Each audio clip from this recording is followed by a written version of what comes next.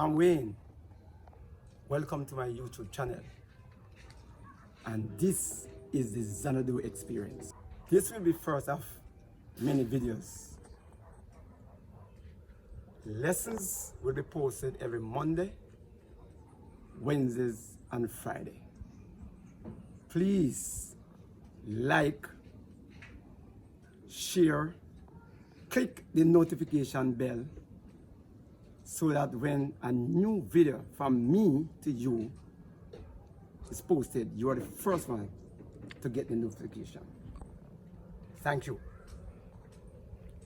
For today, we will look a little deeper as it relates to the Xanadu experience. When we finish this topic, there will be no comparison between the Xanadu of heaven and the Xanadu of earth. In Genesis chapter 1, we take a look at the original Xanadu experience.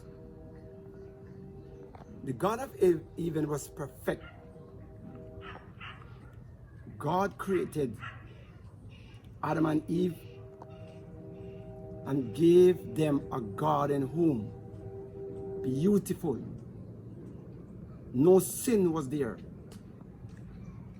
No stealing took place there.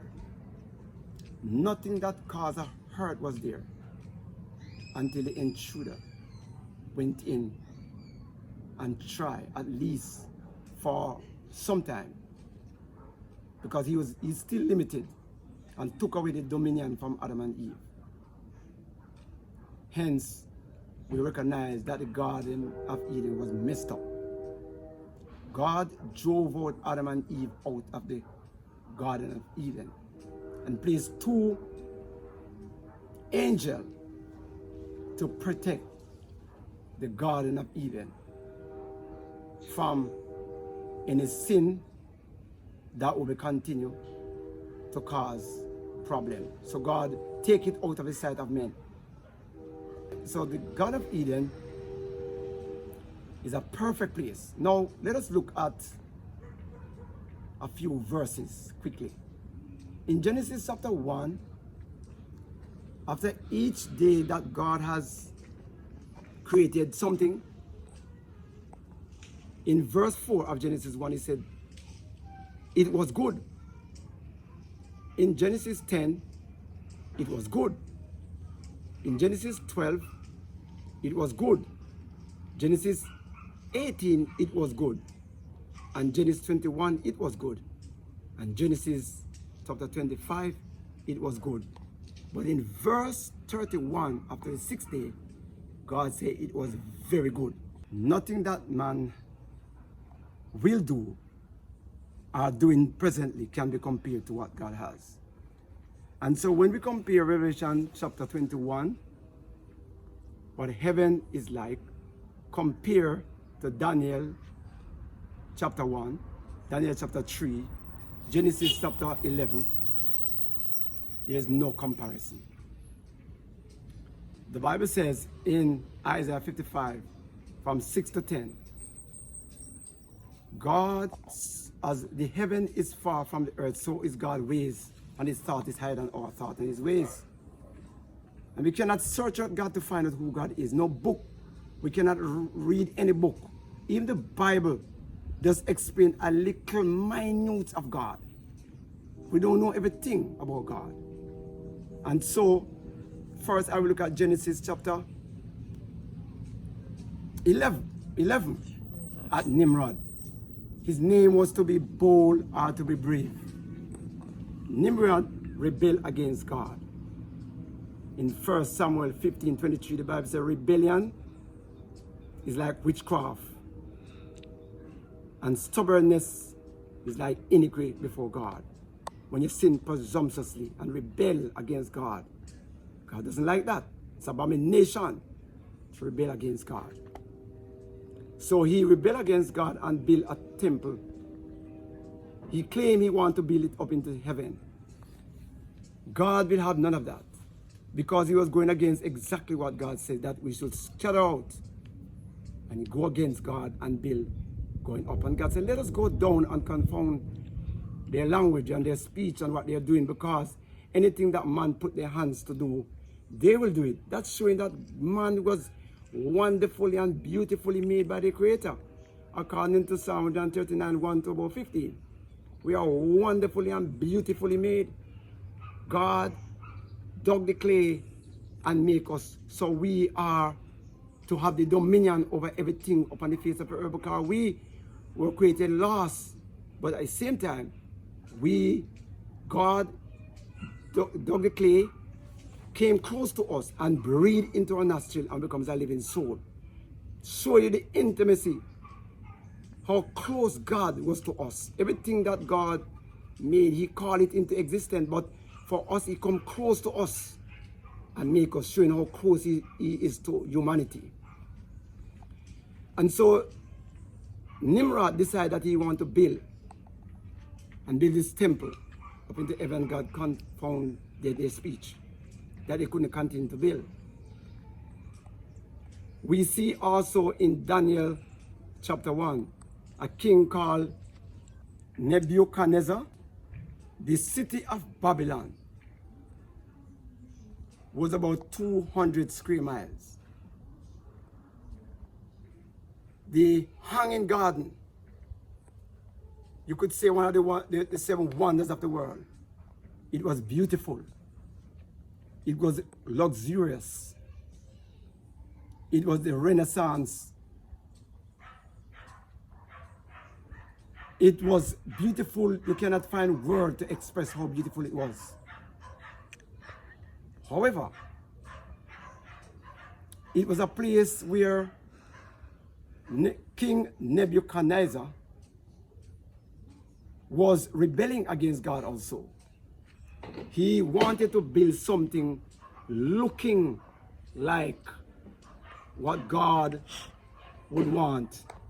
But as I said, he was rebelling also. He was going against God.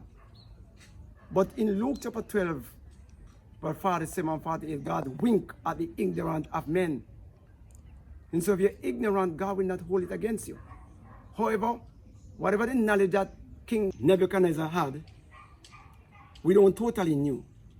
But one thing we knew, that when God made us, we were created in the image of God. Hence, we know what is wrong and what was good. However, he built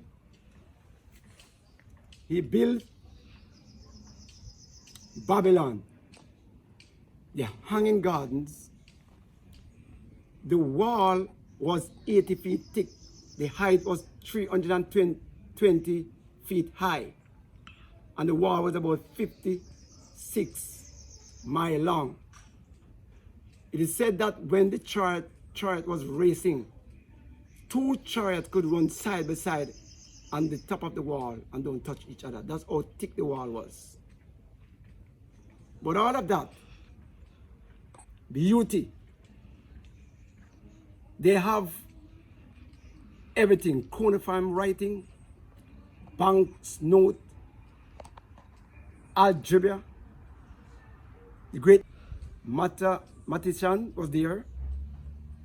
Everything that was there, they were well educated, and they knew about astrology, magician, sorcery, all of these things, magic, everything, and the art. They were well trained. But that city was not the city that God was bestowing his love upon. It is nothing that God wants or requires, because it's always done because the king was beating upon his chest to say, look at this great Babylon that I have built. We look at the King Nebuchadnezzar. He was born in 630 BC. He died 561. He ruled from 605 BC to 331. From 605 BC to 538. From 530 to 331, he meets the Persians. And then from 331 to 168, Alexander the Great led his kingdom, Greece. And from 168 to 476 AD, then the great Roman Empire came into existence. And you know, Rome ruled for 1260 years, according to Daniel 7, verse 25. Times and half a time, 1260 years. Day I have given you for a year. Now, all of these kingdoms that was made, that was shown to Nebuchadnezzar from his rulership until the time of 1798. None of those kingdoms could compare to God's kingdom. The Xanadu of heaven, there is nothing that man could compare to the Xanadu of heaven. And so when you read Revelation chapter 21, the Bible tells us that no sickness will be there, no pain will be there, no more stress will be there, no more gunmen will be there, no more cancer, no more blood pressure, no sickness, no death, no wicked government to rule over us anymore. God will be our leader. He would be our commander and chief. He will be the King of kings and the Lords of lords. He will be the one who will take over and rule. He is the one who will see to it that everything works according to his will and his will alone. Daniel 2 and verse 44 tells us that the kingdom will be given to the saints of the Most High. That means that we who are faithful to God and do his will, and all God is asking us to do from Genesis to Revelation is to do God's will. What is God's will? To love each other. And we know that love is a practical thing. And so in the garden of heaven, in the earth made new, Nehemiah 1:9 says that sin will not come up again in heaven. That means we're going to live in a place where there will be no more sorrow and there is no pain. Leave your comments below, and my telephone number will be there, my WhatsApp number will be there, and so you can call me and we can have a talk. God bless you. Take care.